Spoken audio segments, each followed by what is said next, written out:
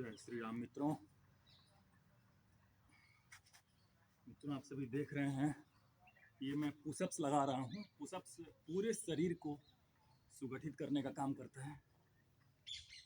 आप भी अपने घर पे इस तरह पुशअप्स ज़रूर लगाएं, जितने हमारे युवा साथी हैं, और अपने शरीर को ताकतवर बनाएं, क्योंकि अगर आपका शरीर स्वस्थ है और ताकतवर है तो आप दुनिया के सबसे खुशनसीब इंसान हैं, सुखी इंसान हैं। तो आप पुशअप्स ज़रूर लगाया कीजिए। ये शरीर का वार्म अप है, प्लस में बॉडी को स्ट्रेंथ देता है।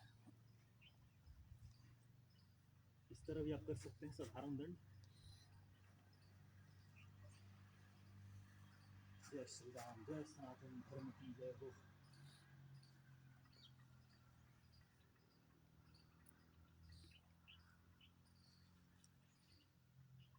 इस तरह आप अभ्यास करिए, अपने शरीर की ताकत को बढ़ाइए।